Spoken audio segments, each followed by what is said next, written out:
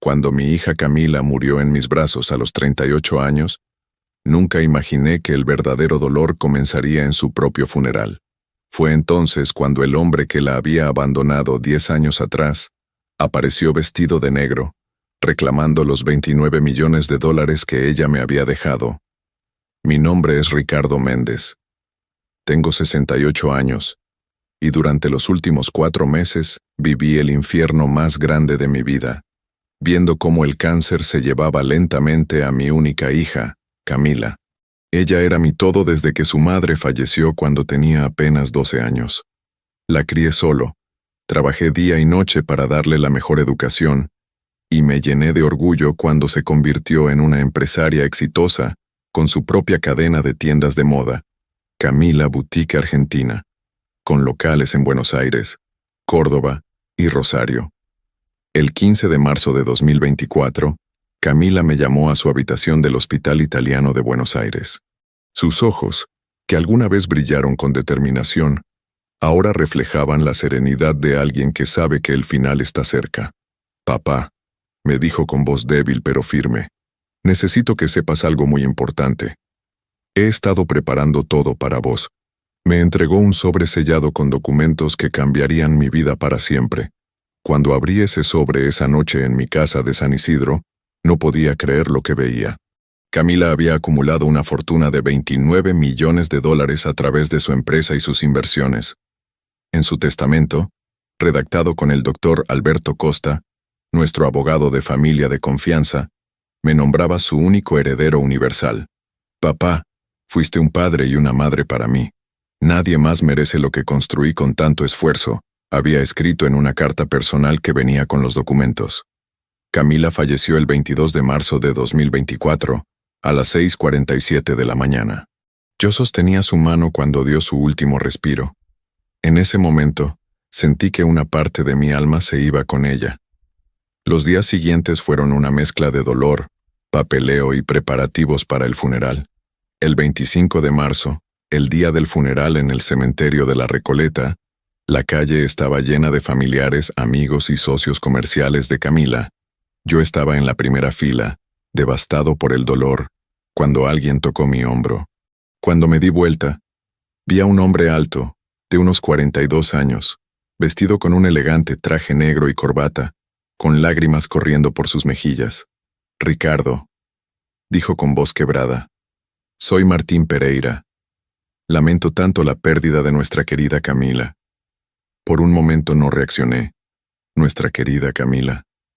Este hombre tuvo el descaro de aparecer después de 10 años de abandono total y hablar como si hubiera sido parte de la vida de mi hija. Martín había sido el esposo de Camila durante solo 2 años, de 2012 a 2014. Cuando ella le dijo que estaba embarazada en enero de 2014, él desapareció de la noche a la mañana, dejándola sola con las deudas del matrimonio y un embarazo que tristemente terminó en un aborto espontáneo debido al estrés. «¿Qué haces acá, Martín?», pregunté en voz baja, tratando de mantener la compostura en ese lugar sagrado. «Vine a despedirme de la mujer que amé», respondió, secándose las lágrimas con un pañuelo blanco. «Camila y yo tuvimos nuestros problemas, pero ella siempre fue especial para mí. Lo que más me enfureció fue ver cómo actuaba frente a los demás asistentes. Se posicionó en la segunda fila justo detrás de mí, sollozando teatralmente. Varias personas que no conocían la historia se acercaron a consolarlo, pensando que era el viudo afligido. Incluso se acercó al ataúd durante la despedida final, colocó su mano sobre la superficie de madera y murmuró algo que no pude escuchar. Después del servicio en la iglesia, nos dirigimos al cementerio de La Recoleta. Durante todo el camino, Martín se mantuvo cerca de la familia, como si tuviera todo el derecho de estar ahí. Su comportamiento parecía cada vez más extraño y calculado. No era el dolor genuino de alguien que había perdido a un ser querido, sino algo más artificial. Mientras bajaban el ataúd, Martín se me acercó nuevamente. «Ricardo, necesitamos hablar después de esto. Hay cosas importantes que debemos discutir sobre Camila y bueno, sobre el futuro». Esas palabras me helaron la sangre. «El futuro», ¿De qué futuro hablaba un hombre que había abandonado a mi hija en el momento más difícil de su vida? En ese instante, supe que Martín no había venido al funeral solo para despedirse. Tenía otros planes, y algo me decía que no iban a ser buenos para la memoria de Camila, ni para la paz que yo tan desesperadamente necesitaba en ese momento de dolor. Después del entierro, mientras los demás invitados se dirigían a la recepción en casa de mi hermana, Martín me esperó junto a su Mercedes negro. Su actitud había cambiado completamente. Ya no fingía el dolor teatral del funeral. Ahora lucía una sonrisa calculadora que me puso los nervios de punta. «Ricardo, creo que es hora de que hablemos francamente», dijo, encendiendo un cigarrillo. «Camila era legalmente mi esposa, y según la ley, tengo derechos sobre su patrimonio». Me quedé helado. Este miserable pensaba que podía aparecer después de una década de silencio total y reclamar lo que Camila había construido con su propio sudor y sacrificio. «Martín, vos y mi hija se divorciaron en agosto de 2014. «No tenés derecho a nada», respondí, manteniéndome tranquilo aunque hervía de rabia por dentro. «Ah, pero ahí es donde te equivocás», dijo con esa sonrisa arrogante. «He estado investigando y resulta que Camila nunca finalizó correctamente todo el papeleo del divorcio. Técnicamente todavía estábamos casados en ciertos aspectos legales. Mis abogados han confirmado que puedo reclamar al menos la mitad de esos 29 millones que ella acumuló». No podía creer lo que estaba escuchando. Este canalla había estado planeando esto durante un tiempo. Sabía sobre la fortuna de Camila y había venido como un buitre a reclamar su parte del botín. «¿Cómo te atreves?», grité, perdiendo la compostura por primera vez. «Vos abandonaste a mi hija cuando más te necesitaba. La dejaste sola, embarazada y ahogada en deudas. Desapareciste como un cobarde. Y ahora, después de 10 años, venís acá hablando de derechos». Martín tiró su cigarrillo al suelo y me miró fríamente. «Mira, Ricardo, entiendo que estás sufriendo, pero los sentimientos no cambian la ley. Camila construyó ese imperio empresarial, sí, pero cuando éramos pareja, yo también contribuí al inicio de su negocio. Tengo documentos que lo prueban. Era una mentira y yo lo sabía. Camila había comenzado su primera tienda en 2016, 2 años después del divorcio, con un préstamo que yo mismo la ayudé a conseguir. Martín nunca invirtió ni un peso en los sueños de mi hija. Escúchame con atención», continuó con voz amenazante. «Podemos hacer esto por las buenas o por las malas. Si me das mi parte voluntariamente, digamos 15 millones, podemos evitar un proceso legal largo y costoso que manchará la memoria de Camila en cada periódico del país». Ahí estaba, la verdadera cara de Martín Pereira. No era solo un oportunista, sino también un chantajista dispuesto a usar el buen nombre de mi hija fallecida para conseguir dinero. «¿Me estás amenazando?», pregunté, acercándome a él. «No, te estoy ofreciendo una solución civilizada. Pero si preferís, los medios van a enterarse de que el padre de la exitosa empresaria Camila Méndez le está negando a su viudo la herencia que le corresponde». Dejó la frase suspendida en el aire. En ese momento, recordé vívidamente el día en que Martín dejó a Camila. Fue el 28 de enero de 2014. Camila me llamó a las 11 de la noche, llorando, diciéndome que había llegado a casa y encontró una nota en la mesa de la cocina. «Me voy. Esto no funciona. No intentes contactarme». Eso fue todo. Ni siquiera tuvo el coraje de despedirse en persona o explicar por qué se escapaba cuando ella más necesitaba apoyo. En las semanas siguientes, Camila descubrió que Martín había vaciado su cuenta bancaria conjunta, llevándose $12,000 que eran sus ahorros para invertir en su futuro negocio. También dejó facturas impagas del departamento que compartían, obligando a Camila a asumir deudas que ella no había creado. La parte más dolorosa fue cuando Camila perdió el bebé en marzo de 2014. Intentó contactar a Martín para contarle sobre la tragedia, pero él había cambiado su número de teléfono y la bloqueó en todas las redes sociales. Mi hija tuvo que atravesar el dolor de perder a su hijo y su matrimonio al mismo tiempo, completamente sola.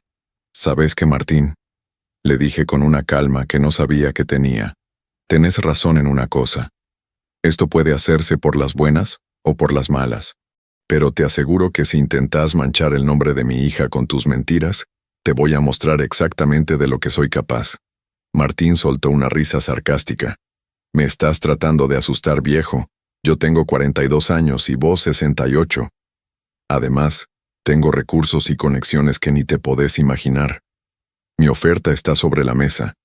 15 millones ahora o 20 millones después del juicio, más todos los honorarios legales que me va a costar destruir tu reputación. Andate de acá antes de que haga algo de lo que me arrepienta, le advertí. Tenés una semana para pensarlo, dijo, subiéndose a su Mercedes. El próximo lunes vas a recibir los documentos legales. Espero que reconsideres tu posición porque esto recién está empezando. Mientras veía su auto alejarse, sentí una mezcla de rabia y determinación que no había sentido en años. Este hombre pensaba que podía aprovecharse del dolor de un padre que acababa de perder a su hija, pero eligió a la persona equivocada. Camila me había enseñado a luchar por lo que es correcto. Y eso era exactamente lo que iba a hacer. Esa noche, en la soledad de mi casa de San Isidro, rodeado de fotos de Camila desde su infancia hasta sus últimos días, tomé una decisión que lo cambiaría todo. No le iba a dar a Martín ni un centavo, e iba a hacer todo lo posible para exponer sus verdaderas intenciones ante la ley. El día después de mi encuentro con Martín, decidí comenzar mi propia investigación. No podía simplemente sentarme a esperar sus amenazas legales. Si este hombre había planeado todo con tanta precisión, necesitaba averiguar qué más estaba ocultando. Mi primera parada fue el estudio jurídico del doctor Alberto Costa en el microcentro de Buenos Aires. Alberto, un hombre de 55 años con más de 20 años de experiencia en derecho sucesorio, me vio esa mañana en su oficina con vista al obelisco. «Ricardo, lamento mucho tu pérdida», dijo mientras revisaba los documentos que Camila había firmado. «Quiero que sepas que el testamento de tu hija es absolutamente blindado. Ella fue muy específica en sus instrucciones y estaba en pleno uso de sus facultades mentales cuando lo redactamos. Alberto, necesito que investigues a Martín Pereira. Él dice que tiene derechos sobre la herencia de Camila, pero sé que está mintiendo». Alberto tomó notas mientras yo relataba la conversación del cementerio. «Déjame verificar los archivos del divorcio. Si mal no recuerdo, Camila fue muy clara en asegurarse de que todos los lazos legales quedaran completamente cortados. Mientras Alberto investigaba los aspectos legales, decidí contactar a Patricia López, quien había sido la asistente personal de Camila durante los últimos 5 años. Patricia conocía los movimientos y contactos de mi hija mejor que nadie. Nos encontramos esa tarde en un café cerca de las oficinas de Camila Boutique Argentina, en Palermo, Soho. Patricia, una mujer de 34 años, siempre había sido leal y discreta. Pero ese día la vi nerviosa e inquieta. «Señor Méndez, hay algo que necesito contarle sobre Martín», dijo, mirando constantemente alrededor como si tuviera miedo de ser escuchada. «Durante los últimos 3 meses, ese hombre ha estado tratando de acercarse a Camila». «¿Qué querés decir con acercarse?», pregunté, sintiendo que mi pulso se aceleraba. El diciembre pasado, empezó a llamar a la oficina, preguntando por Camila. Al principio usaba nombres falsos, pero yo reconocí su voz porque Camila me había hablado de él años atrás. Cuando le conté a la señorita Camila, me pidió que le colgara inmediatamente si volvía a llamar. Patricia continuó revelando detalles que me helaron la sangre. En enero, Martín había aparecido en las oficinas en persona. Camila no estaba porque había comenzado su quimioterapia, pero él insistió en hablar con Patricia. Le preguntó sobre la situación financiera de la empresa, cuántas tiendas tenían, si Camila tenía socios o inversionistas. «¿Y qué le dijiste?». «Nada, por supuesto». Pero él siguió presionando. Me ofreció $500 solo para confirmar si Camila era tan exitosa como decían los periódicos. Obviamente lo eché de la oficina, pero más tarde me enteré de que había estado haciendo las mismas preguntas en el banco donde Camila tenía sus cuentas principales. Esto confirmaba mis sospechas. Martín no había aparecido en el funeral por casualidad, ni por ningún amor genuino por Camila. Había estado preparando este esquema durante meses, investigando la situación financiera de mi hija mientras ella luchaba contra el cáncer. Patricia, ¿tenés alguna prueba de esos acercamientos? Sí, señor Méndez. Camila me pidió que grabara todas las llamadas de la oficina después del primer contacto de Martín. Tengo las grabaciones guardadas en mi computadora personal. Esas palabras fueron música para mis oídos.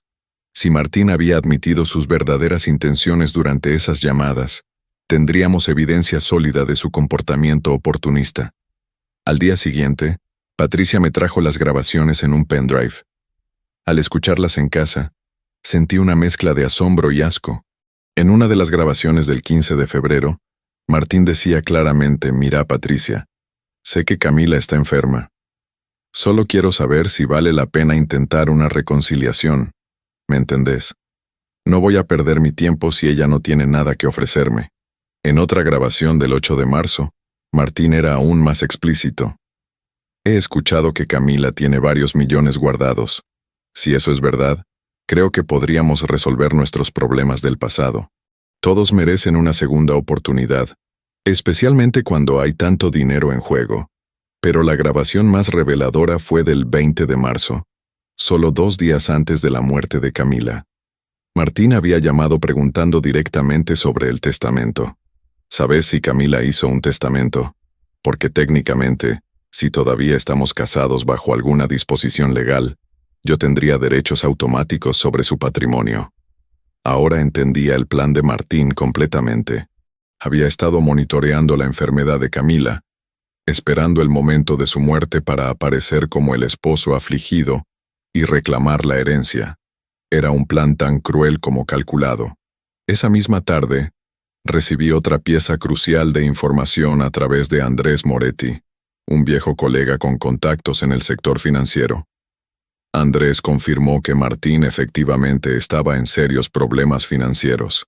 «Ricardo», pregunté discretamente sobre Martín Pereira. «El tipo está completamente quebrado.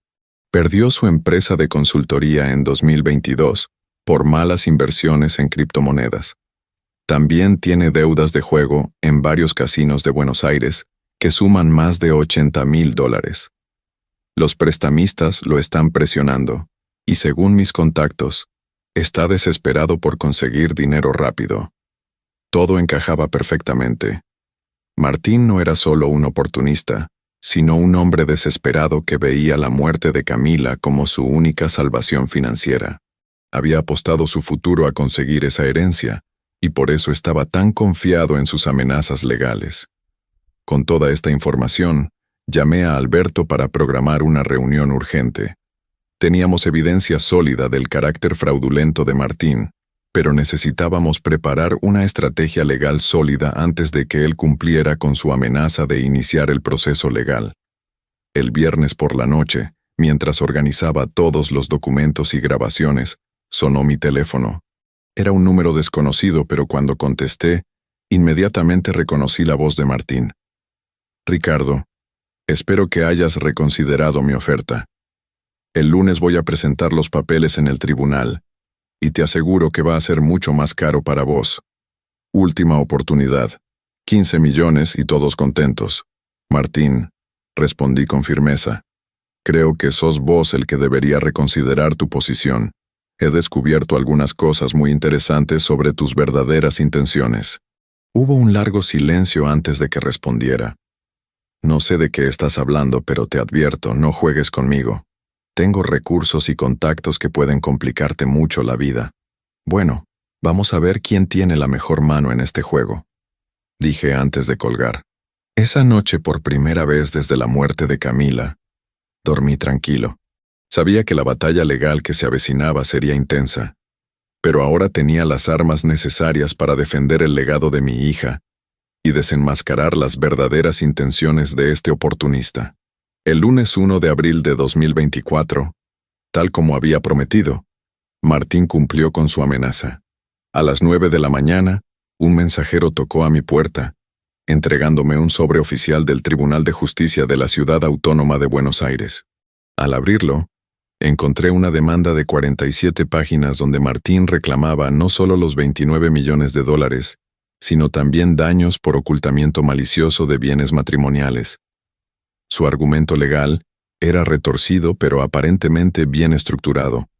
Alegaba que durante su matrimonio con Camila entre 2012 y 2014, habían establecido una colaboración empresarial que nunca fue formalmente disuelta. También afirmaba que Camila había utilizado ideas de negocio y contactos que él había proporcionado durante su relación para construir su imperio empresarial. La parte más indignante era la lista de testigos que Martín presentaba para respaldar su versión. Nombres que no reconocía. Personas que supuestamente podían confirmar su participación en el proyecto inicial de Camila. Estaba claro que había estado preparando esta farsa durante mucho tiempo. Inmediatamente llamé a Alberto para programar una reunión de emergencia. Cuando llegué a su oficina esa tarde, lo encontré revisando meticulosamente cada página de la demanda con expresión seria. Ricardo, no te voy a mentir. Martín contrató al doctor Ernesto Varela, uno de los abogados de herencias más agresivos de Buenos Aires. Es conocido por ganar casos complicados, usando tecnicismos legales y presión mediática. ¿Qué significa eso para nosotros?, pregunté, sintiendo que la preocupación me invadía. Significa que van a jugar sucio. Varela tiene reputación de filtrar información a la prensa para crear presión pública sobre sus oponentes. Probablemente vamos a ver artículos en los periódicos sobre el padre egoísta que le niega al viudo de la empresaria exitosa su herencia. Alberto tenía razón. Al día siguiente, el periódico sensacionalista Crónica publicó un artículo titulado La batalla millonaria por la herencia de Camila Méndez. ¿Justicia o codicia familiar? El artículo, claramente sesgado a favor de Martín, presentaba una versión completamente distorsionada de los hechos. Según la publicación, Martín era un empresario exitoso que había sacrificado su propia carrera para apoyar los sueños de su esposa y ahora estaba siendo injustamente excluido de los frutos de su colaboración matrimonial. El artículo incluía una foto de Martín vestido de luto en el funeral, con un pie de foto que decía, «El dolor de un esposo luchando por justicia». Esa misma semana, mientras Alberto preparaba nuestra respuesta legal, me dediqué a buscar más evidencia del verdadero carácter de Martín. Patricia había mencionado que Camila guardaba todos sus documentos personales en una caja fuerte en su oficina privada, y que me había dejado la combinación en caso de emergencia. Cuando abrí la caja fuerte, encontré un tesoro de información. Camila había sido meticulosa en guardar toda la correspondencia relacionada con su divorcio, incluyendo correos electrónicos que Martín le había enviado en 2014, cuando dejó el matrimonio. En un correo electrónico fechado el 15 de febrero de 2014, Martín escribió, «Camila, necesito que entiendas que esto no está funcionando. No estoy listo para ser padre, y francamente, tu obsesión con abrir un negocio me parece una fantasía infantil. He decidido mudarme a Rosario para empezar de nuevo. No intentes contactarme». Otro correo del 3 de marzo de 2014 era aún más revelador. «Vacié la cuenta conjunta porque necesito ese dinero para establecerme. Considéralo mi compensación por los 2 años que perdí en este matrimonio. Espero que encuentres la manera de pagar las deudas del departamento sin involucrarme». Pero el documento más valioso era una carta escrita a mano que Camila había redactado para su abogado en agosto de 2014, durante los procedimientos de divorcio. En ella, detallaba sistemáticamente todas las manipulaciones y el abandono de Martín. Mi esposo, Martín Pereira, me abandonó el 28 de enero de 2014 al enterarse de mi embarazo. En las semanas siguientes, vació nuestra cuenta bancaria conjunta, llevándose $12,000 que eran mis ahorros personales. Cuando perdí el bebé en marzo debido al estrés, intenté contactarlo para informarle, pero había bloqueado todos los medios de comunicación. Solicito formalmente que el decreto de divorcio establezca que Martín renuncia a cualquier derecho futuro sobre mis bienes o ingresos.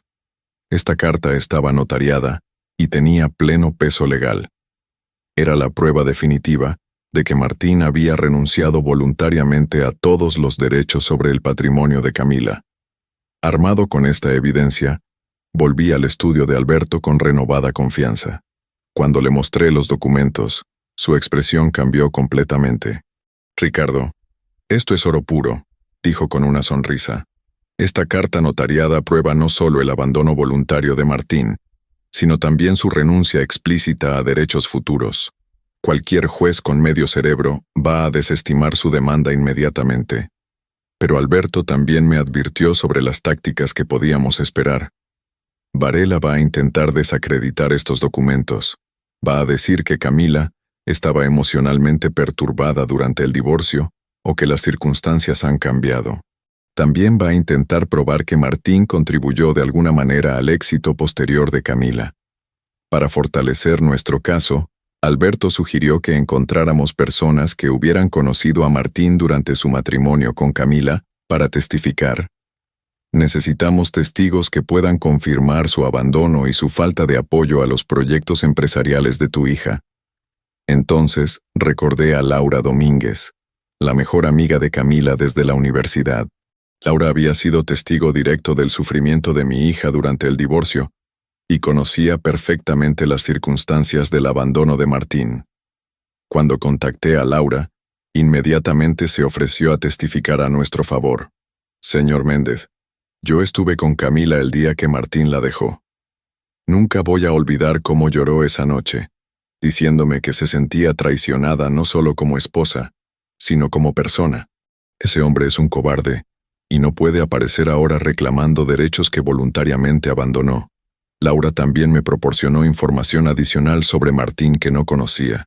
Durante su matrimonio, Martín nunca mostró ningún interés en los planes de negocio de Camila. Al contrario, siempre se burlaba de ellos, diciéndole que era una pérdida de tiempo. Incluso le prohibió usar sus ahorros personales para contratar la asesoría empresarial que ella quería. Con todos estos elementos, Alberto comenzó a redactar nuestra respuesta a la demanda.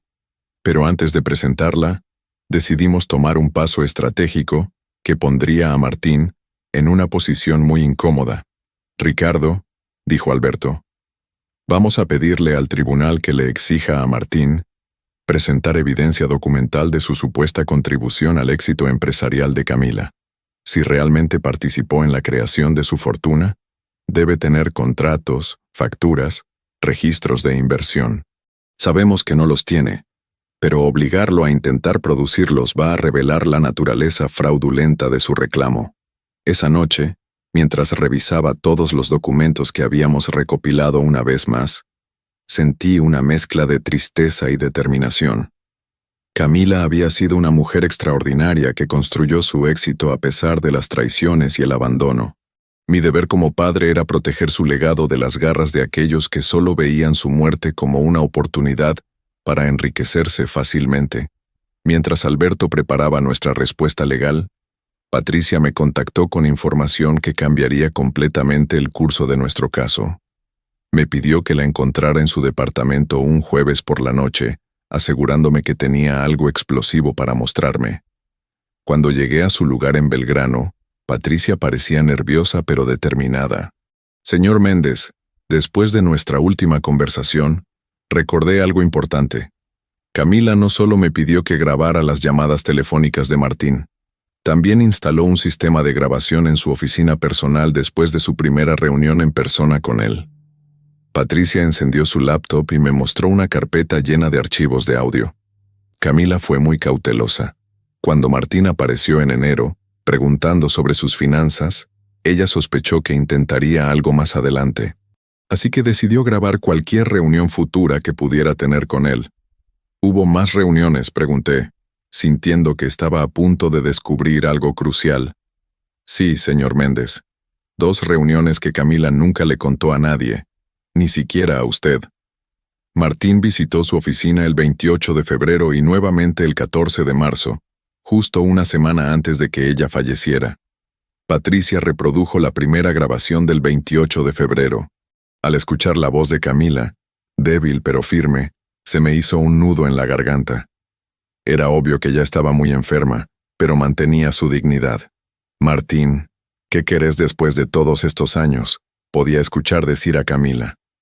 Camila, sé que estás enferma y sé que has sido muy exitosa financieramente. Creo que es hora de que resolvamos nuestros problemas del pasado, respondió Martín con voz melosa. No tenemos problemas del pasado, Martín. Vos me abandonaste cuando más te necesitaba. Y yo seguí adelante con mi vida. Mira, seamos prácticos. Construiste un imperio de casi 30 millones de dólares. Yo fui tu esposo durante 2 años cruciales de tu vida. Legalmente podría reclamar una parte de eso, pero prefiero llegar a un acuerdo amistoso. La respuesta de Camila fue poderosa. Martín, no tenés ningún derecho sobre lo que construí. Firmaste documentos renunciando a cualquier reclamo futuro cuando nos divorciamos. Además, todo lo que tengo lo construí después de que me abandonaras. Pero ahí es donde te equivocás, querida Camila. Consulté con abogados especializados y resulta que algunos de esos documentos de divorcio tienen lagunas legales que podrían beneficiarme, especialmente si morí sin un testamento claro que me excluya específicamente. Esas palabras me helaron la sangre. Martín no solo estaba planeando reclamar la herencia después de la muerte de Camila, la estaba amenazando directamente, esperando que muriera. ¿Me estás amenazando, Martín?, preguntó la voz de Camila con tono de incredulidad. No es una amenaza, es una realidad legal. Pero como dije, prefiero resolver esto civilmente. Si me das, digamos, 5 millones ahora, podemos firmar un documento donde renuncio definitivamente a cualquier reclamo futuro. Nunca te voy a dar ni un centavo. Y si intentas algo legal, te aseguro que voy a revelar públicamente tu verdadero carácter y cómo me abandonaste cuando estaba embarazada. Camila, no creo que estés en posición de amenazar a nadie. Tu enfermedad es grave y según mi información médica, te quedan unos pocos meses de vida. Pénsalo. 5 millones ahora. O problemas legales para tu familia después de que te hayas ido. La grabación terminó con el sonido de una puerta cerrándose con fuerza. Patricia explicó que Camila había echado a Martín de su oficina, pero él había regresado 2 semanas después para una conversación aún más reveladora. La segunda grabación del 14 de marzo fue aún más incriminatoria. En ella, Martín mostraba su verdadera naturaleza sin ningún disfraz. Camila, he estado pensando en nuestra última conversación. He investigado más sobre tu situación financiera y creo que subestimé tus activos. Mis contactos en el sector financiero me dicen que podrías tener hasta 35 millones en propiedades, inversiones y efectivo. Martín, no sé cómo conseguiste esa información, pero es completamente inapropiado que estés investigando mis finanzas privadas. Mira, seamos honestos. Vas a morir pronto y ese dinero va a ir a algún lado. Tu padre es un viejo que no necesita tanto dinero. Yo tengo 42 años y toda mi vida por delante. Podríamos hacer un arreglo que beneficie a todos. ¿Un arreglo? Estás loco. Escúchame, Camila. Puedo crear muchos problemas legales para tu familia después de tu muerte. Tengo abogados que pueden probar que nuestro divorcio no se procesó correctamente en ciertos aspectos técnicos. Podemos arrastrar los procedimientos legales durante años, congelando todos tus activos y arruinando la reputación de tu familia. Martín, sos despreciable.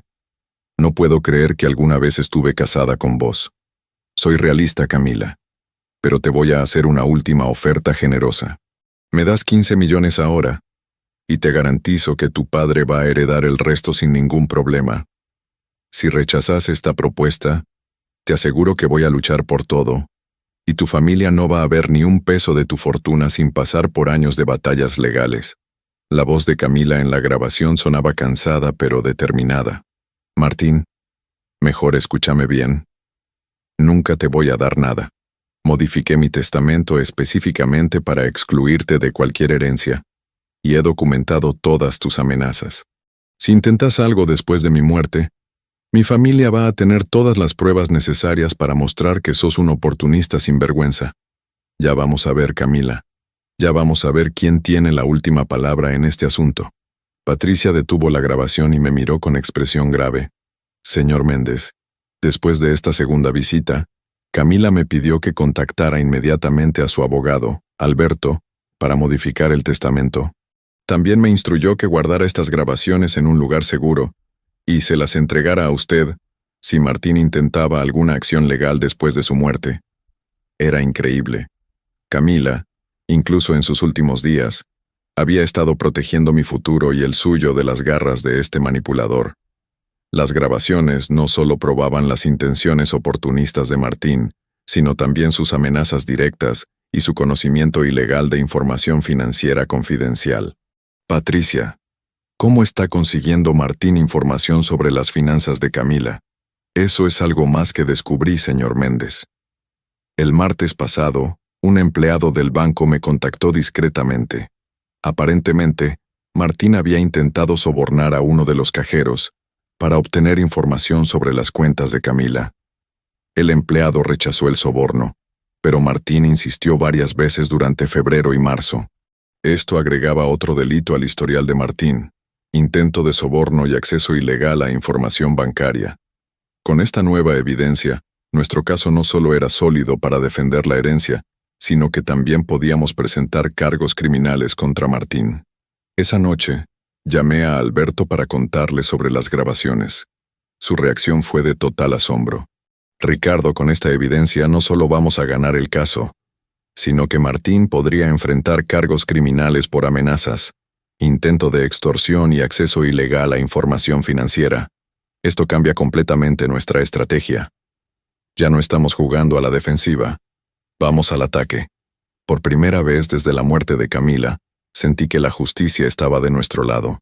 Mi hija, incluso desde la tumba, había logrado proteger su legado y darme las armas necesarias para enfrentar a este oportunista que pensó que podía aprovecharse de nuestro dolor.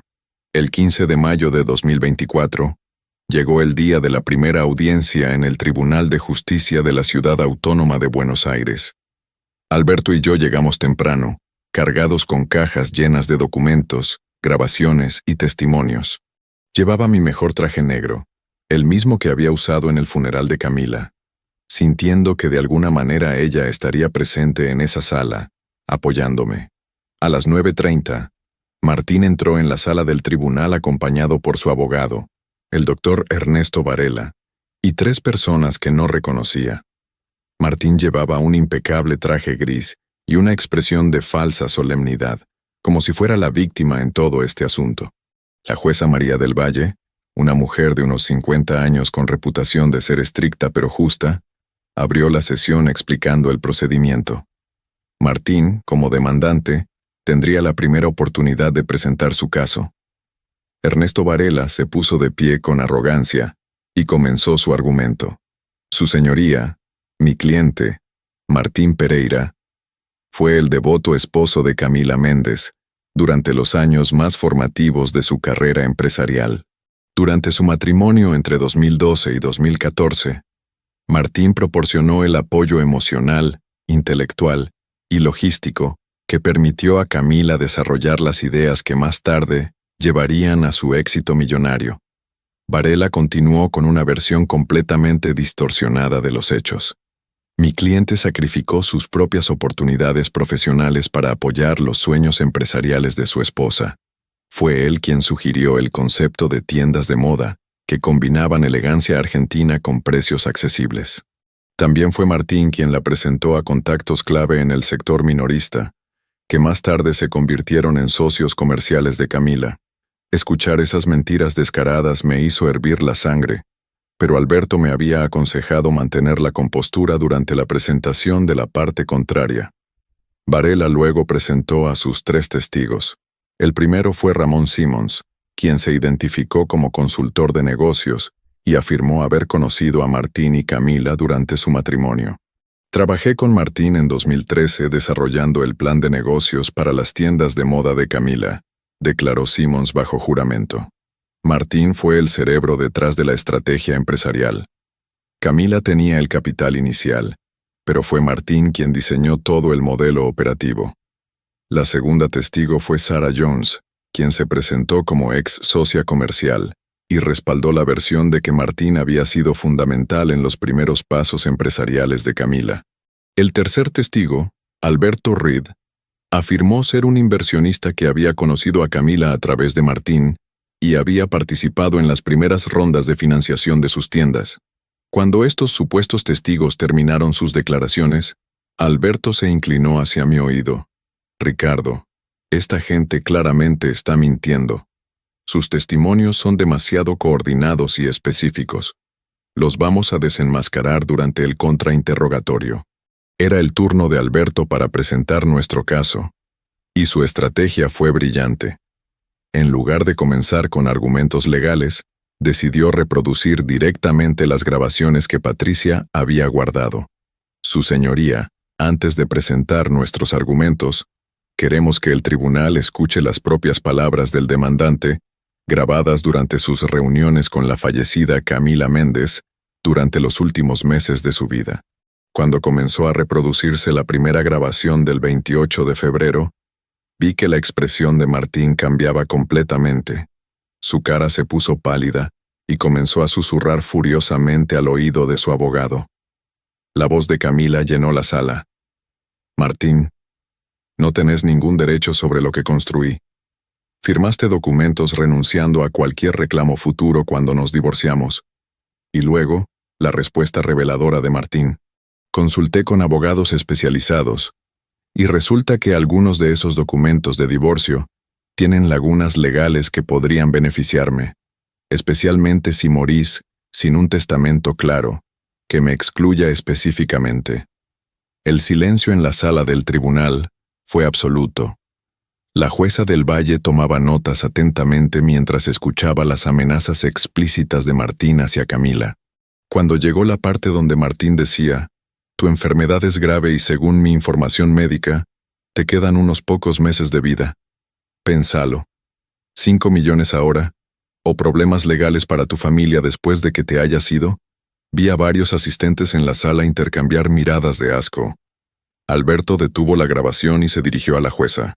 Su señoría, como pueden ver, el demandante no solo admite que no tiene derechos legales sobre la herencia, sino que también reconoce que se está aprovechando de la enfermedad terminal de la fallecida para intentar extorsionarla. Ernesto Varela inmediatamente se puso de pie. Objeción, su señoría. Esas grabaciones fueron hechas sin el consentimiento de mi cliente y violan su derecho a la privacidad. La jueza del Valle respondió con firmeza. Rechazada. Las grabaciones se hicieron en la propiedad privada de la fallecida, y el demandante fue informado de que la conversación estaba siendo grabada. Continúe, doctor Costa. Alberto luego reprodujo la segunda grabación del 14 de marzo, donde Martín era aún más explícito sobre sus intenciones. Puedo crear muchos problemas legales para tu familia después de tu muerte. Tengo abogados que pueden probar que nuestro divorcio no se procesó correctamente en ciertos aspectos técnicos. Cuando la grabación terminó, Alberto presentó la carta notariada que Camila había escrito durante su divorcio, donde excluía expresamente a Martín de cualquier reclamo futuro sobre sus bienes. Su señoría, este documento firmado ante notario en agosto de 2014, prueba que la fallecida fue absolutamente clara en su intención de excluir al demandante de cualquier beneficio financiero. Además, tenemos el testamento de Camila Méndez, redactado en enero de 2024, donde nombra específicamente a su padre, Ricardo Méndez, como único heredero universal. Pero el golpe más devastador vino cuando Alberto llamó a Patricia López como testigo. Patricia, con voz clara y firme, testificó sobre los intentos de Martín de obtener información financiera y legal sobre Camila.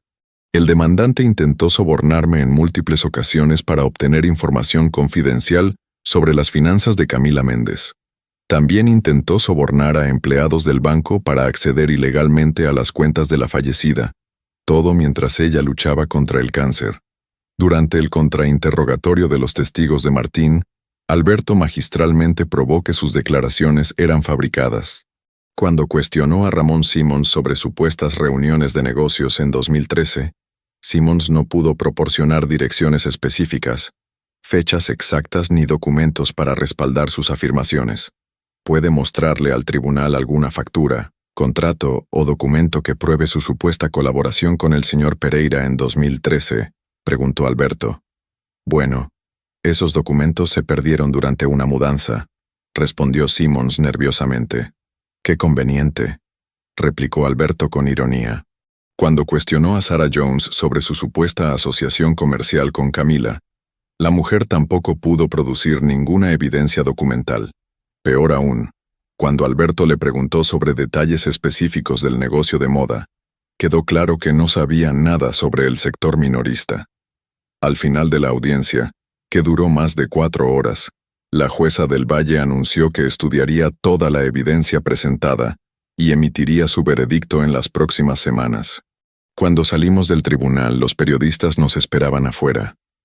Alberto había preparado una declaración breve pero contundente. Hoy el tribunal ha escuchado la verdad sobre las verdaderas intenciones del señor Pereira. Las grabaciones y documentos presentados demuestran claramente que intentó extorsionar a una mujer moribunda y que ahora busca lucrar con su muerte. Confiamos en que la justicia prevalecerá y protegerá el legado que Camila Méndez construyó con tanto esfuerzo. Esa noche, por primera vez en semanas, sentí que habíamos dado un paso gigante hacia la victoria. Las pruebas eran irrefutables, y ahora solo quedaba esperar el veredicto de la jueza. 3 semanas después, el 7 de junio de 2024, recibí la llamada de Alberto que había estado esperando. Ricardo, el tribunal emitió su veredicto. Ganamos. No podía creer lo que estaba escuchando.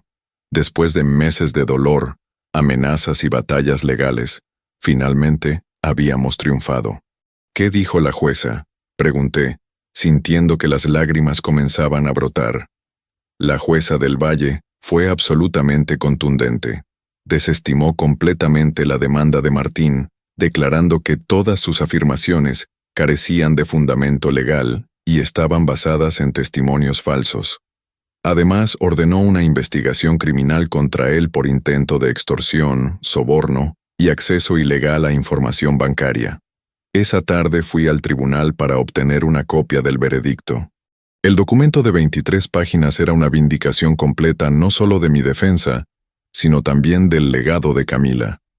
La jueza del Valle escribió: Este tribunal encuentra que el demandante, Martín Pereira, actuó con evidente mala fe al intentar explotar la muerte de su exesposa para obtener beneficios económicos a los que voluntariamente renunció durante el proceso de divorcio. Las grabaciones presentadas por la defensa demuestran sin lugar a dudas que el señor Pereira amenazó y extorsionó a la señora Méndez durante su enfermedad terminal, constituyendo delitos que serán remitidos al fiscal Roberto Navarro para su investigación criminal. El veredicto continuaba. Los testigos presentados por el demandante carecen de credibilidad y sus testimonios aparentan ser coordinados y fabricados con el único propósito de respaldar una demanda fraudulenta.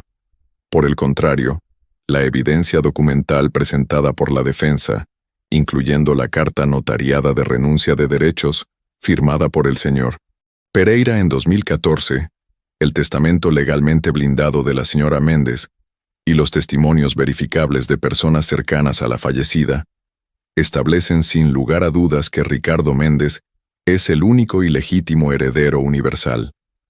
La jueza también ordenó que Martín pagara todos los costos legales del proceso, incluyendo los honorarios de Alberto, que sumaban más de $150,000. Además, le impuso una multa de $50,000 por presentar una demanda frívola y maliciosa, que había causado sufrimiento innecesario a una familia en duelo. Pero la parte más satisfactoria del veredicto era la última sección, donde la jueza del Valle ordenaba que el caso fuera remitido al fiscal Roberto Navarro para investigación criminal por múltiples cargos: intento de extorsión, soborno, acceso ilegal a información financiera y presentación de testigos falsos ante el tribunal.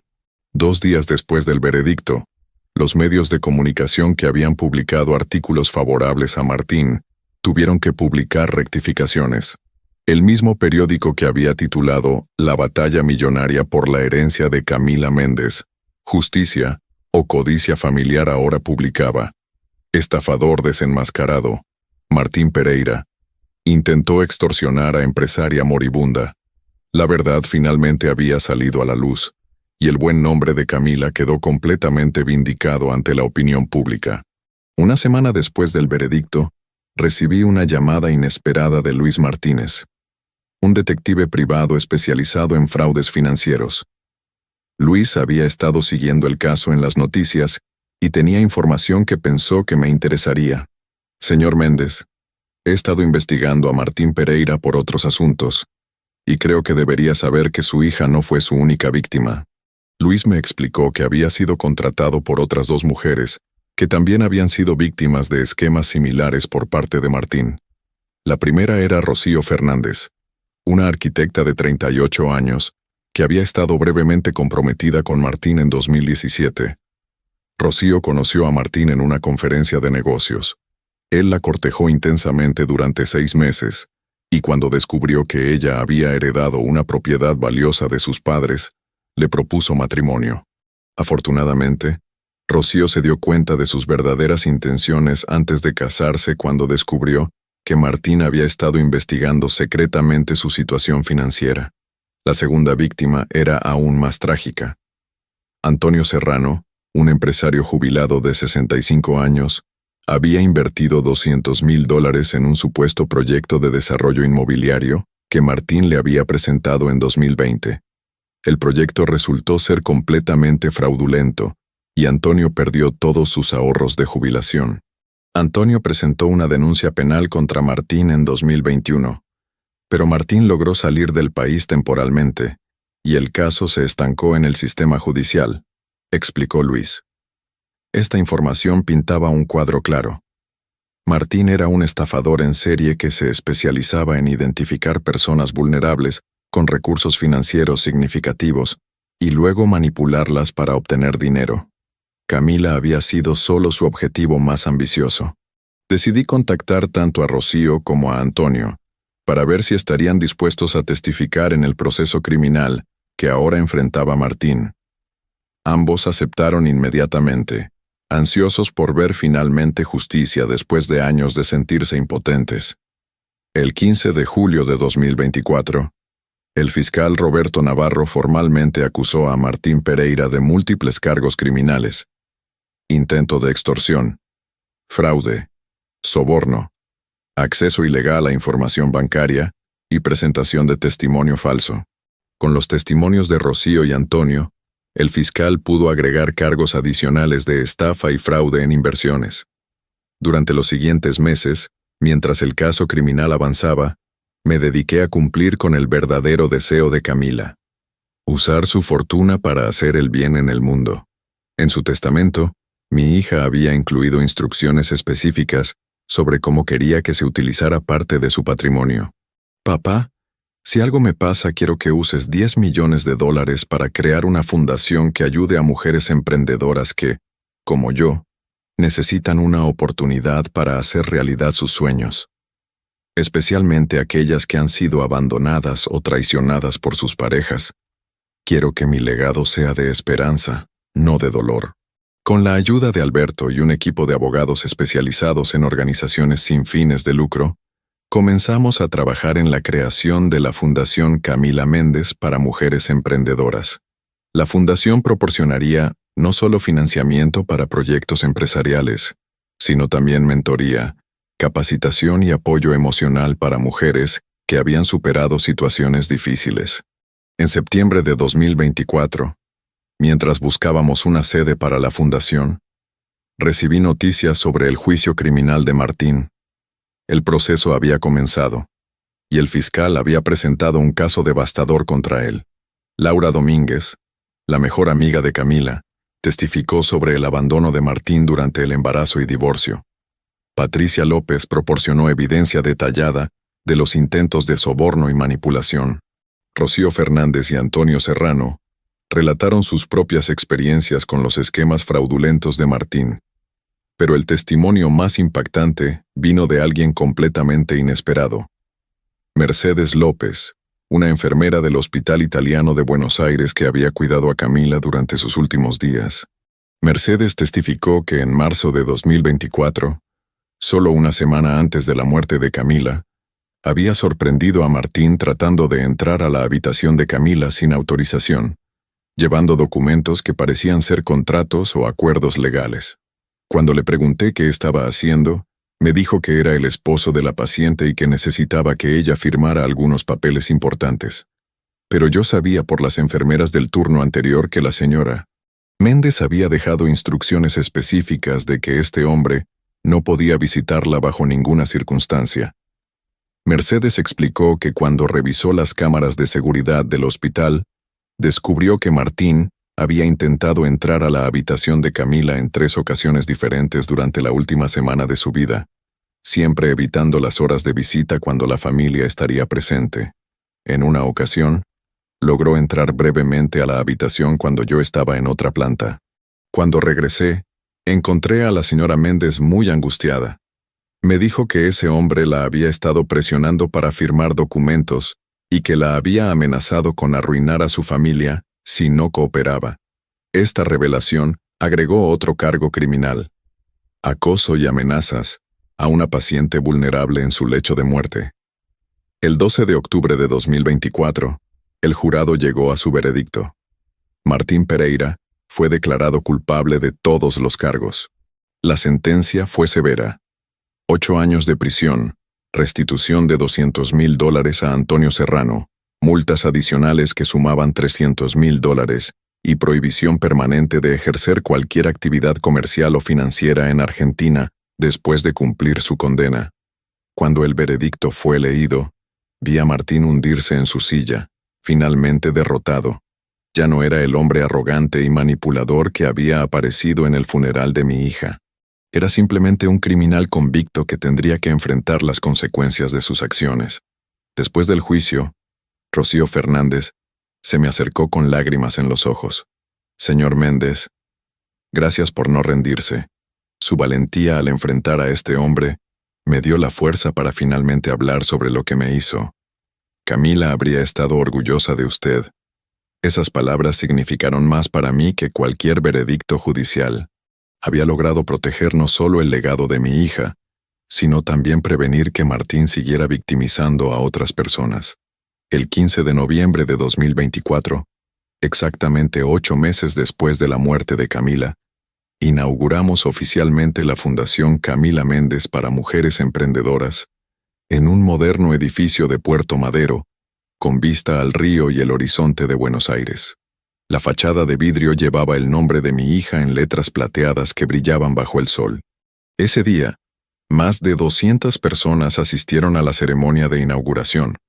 Amigos de Camila, socios comerciales, representantes del gobierno, y lo más importante, 15 mujeres que serían las primeras beneficiarias del programa de la Fundación. Cuando llegó mi turno de hablar, me paré frente al micrófono con el corazón lleno de emociones encontradas. Tristeza por la ausencia de Camila, pero también orgullo por lo que su legado estaba logrando. Mi hija Camila era una mujer extraordinaria que construyó un imperio desde cero, después de ser abandonada en el momento más vulnerable de su vida.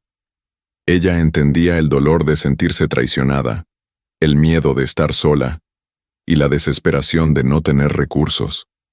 Pero también entendía el poder de la determinación, la importancia de tener una oportunidad y la belleza de transformar el dolor en propósito. Continué, sintiendo que las palabras fluían directamente desde mi corazón. Esta fundación no es solo sobre dinero o negocios. Es sobre dignidad. Es sobre darles a las mujeres que han sido abandonadas, traicionadas o subestimadas la oportunidad de demostrar su verdadero potencial.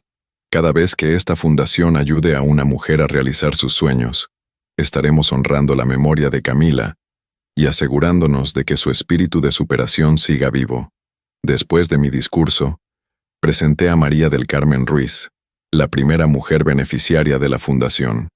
María, de 35 años y madre soltera de 2 hijos, había sido abandonada por su esposo después de 10 años de matrimonio. Siempre había soñado con abrir una panadería artesanal, pero nunca había tenido los recursos ni el apoyo necesario. Cuando me enteré de esta fundación, honestamente no podía creer que fuera real, dijo María con voz temblorosa. Toda mi vida me dijeron que mis sueños eran demasiado grandes, que una mujer sola con hijos no podía ser empresaria. Pero la Fundación Camila Méndez no solo me dio dinero, me dio algo mucho más valioso: la creencia de que merezco tener éxito. Ver a María hablar sobre sus sueños con tanta pasión y esperanza me hizo sentir que finalmente había logrado algo realmente significativo. Camila no había muerto en vano. Su legado viviría a través de cada mujer que esta fundación ayudara. En los meses siguientes, la fundación creció más allá de mis expectativas más optimistas. Otorgamos préstamos sin intereses y becas a 47 mujeres en el primer año. Varias de las tiendas de Camila Boutique Argentina fueron convertidas en centros de capacitación donde ofrecíamos talleres gratuitos sobre emprendimiento, finanzas personales y desarrollo empresarial. Esperanza Méndez, la prima de Camila que vivía en Córdoba, se convirtió en la directora regional de la fundación, expandiendo nuestro alcance más allá de Buenos Aires. Ella compartía la misma pasión de Camila por ayudar a otras mujeres y trabajaba incansablemente para asegurar que cada solicitante recibiera la atención y el apoyo que merecía. En marzo de 2025, exactamente un año después de la muerte de Camila, regresé al cementerio de la Recoleta para visitar su tumba. Llevaba una carpeta con fotos de todas las mujeres que la fundación había ayudado durante ese primer año, junto con historias de sus éxitos y transformaciones. Me senté frente a su lápida de mármol blanco, que llevaba una inscripción que yo mismo había elegido: Camila Méndez, 1986-2024. Empresaria, hija amada, inspiración eterna. Tu legado vive en cada sueño que ayudas a realizar. Camila, mi amor, hoy hace un año que te fuiste. Comencé a hablar, sintiendo que de alguna manera ella podía escucharme. Este ha sido el año más difícil de mi vida, pero también el más significativo. Logré proteger todo lo que construiste. Martín está en prisión, pagando por sus crímenes. Pero lo más importante es que tu sueño de ayudar a otras mujeres se está haciendo realidad. Le conté sobre cada una de las beneficiarias de la fundación.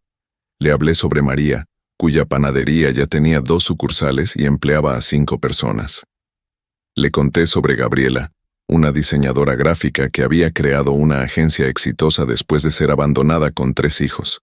Le hablé sobre Sofía, quien había escapado de una relación abusiva y ahora tenía su propia empresa de consultoría en recursos humanos. Estas mujeres existen por vos, Camila. Cada una de ellas tiene éxito porque vos te negaste a rendirte cuando Martín te abandonó. Porque trabajaste duro, construiste un imperio, y luego decidiste usar tu fortuna para dar a otras lo que vos nunca tuviste: apoyo incondicional en los momentos más difíciles. Mientras hablaba, sentí una sensación de paz que no había experimentado desde su muerte.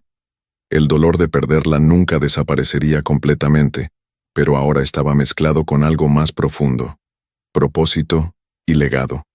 También quiero que sepas que tu historia ha inspirado a muchos. Varios periódicos escribieron artículos sobre tu vida y la fundación. Hay jóvenes empresarias que te ven como un modelo a seguir. Tu nombre ya no está asociado con la codicia de Martín, sino con generosidad, resiliencia y empoderamiento femenino. Me quedé allí durante casi 1 hora, compartiendo cada detalle del último año. Le conté cómo Laura seguía visitándome cada semana, asegurándose de que no estuviera solo. Le hablé sobre cómo Patricia había decidido trabajar tiempo completo para la fundación, coordinando los programas de mentoría. Le conté que hasta Alberto había reducido sus honorarios para otros clientes, para poder dedicar más tiempo a los asuntos legales de la fundación. Tu muerte reveló lo mejor de las personas que te amaban, Camila. Todos queremos honrar tu memoria haciendo el bien en el mundo, tal como vos lo hiciste durante tu vida. Cuando finalmente me levanté para irme, coloqué las fotos de las beneficiarias de la fundación en la base de su tumba. Estas son las 47 razones por las que tu vida importó, mi amor. 47 mujeres que ahora tienen esperanza gracias a vos. Al salir del cementerio, me crucé con un grupo de estudiantes universitarias que estaban visitando las tumbas históricas de la Recoleta como parte de un tour. Una de ellas, al ver la tumba de Camila con todas las fotos, Preguntó al guía quién había sido. El guía respondió: esa es la tumba de Camila Méndez, una de las empresarias más exitosas de Argentina en la década de 2010. Murió joven de cáncer, pero dejó un legado increíble a través de su fundación para mujeres emprendedoras. Su historia es un testimonio de que el éxito verdadero no se mide por cuánto acumulas, sino por cuánto das. Escuchar esas palabras de un extraño me llenó de una emoción indescriptible. Camila había logrado algo que muy pocas personas logran: convertir su dolor personal en inspiración universal. Hoy, mientras escribo esta historia desde mi casa de San Isidro, rodeado de fotos de Camila y recuerdos de nuestra vida juntos, puedo decir con certeza que enfrentar a Martín y luchar por el legado de mi hija fue la decisión correcta. Muchas personas me han preguntado si alguna vez me arrepiento de no haber aceptado el acuerdo que Martín propuso inicialmente. Después de todo, podría haberle dado los 15 millones que pedía y evitar todo el estrés legal y emocional de los juicios. Mi respuesta siempre es la misma: absolutamente no. Darle ese dinero a Martín habría sido traicionar todo lo que Camila representaba. Habría sido recompensar su comportamiento manipulador y cruel. Habría sido enviar el mensaje de que la gente como él puede aprovecharse de los vulnerables sin consecuencias. Al contrario, luchar contra él y ganar no solo protegió la herencia de Camila, sino que también expuso sus crímenes y previno que siguiera victimizando a otras personas. Convirtió una tragedia personal en un momento de justicia que resonó más allá de nuestro caso individual. La Fundación Camila Méndez para Mujeres Emprendedoras continúa creciendo. En nuestro segundo año, planeamos expandirnos a Rosario y Mendoza, y hemos recibido donaciones de empresarios que se inspiraron en la historia de Camila y quieren contribuir a su misión. También hemos creado el premio anual Camila Méndez, que reconoce a mujeres empresarias argentinas que han superado adversidades significativas para lograr el éxito. El premio incluye $100,000 para reinvertir en sus negocios y mentoría de expertos en la industria. Lo más gratificante es recibir cartas y correos electrónicos de mujeres de toda Argentina y otros países latinoamericanos que se han inspirado en la historia de Camila. Muchas me cuentan cómo su ejemplo les dio el coraje para dejar relaciones tóxicas, perseguir sus sueños empresariales o simplemente creer que merecen algo mejor. Camila Méndez fue mi hija, mi orgullo, mi inspiración, y aunque ya no está físicamente conmigo, su espíritu guía cada decisión que tomo, cada proyecto que la Fundación emprende, y cada consejo que doy a las mujeres que buscan realizar sus sueños. Esta es la historia de cómo enfrenté al hombre que intentó robar el legado de mi hija. Pero más que eso, es la historia de cómo el amor, la determinación y la justicia pueden triunfar sobre la codicia y la manipulación. Es la historia de cómo una tragedia puede convertirse en transformación y cómo una vida, aunque terminada prematuramente, puede seguir cambiando el mundo para mejor.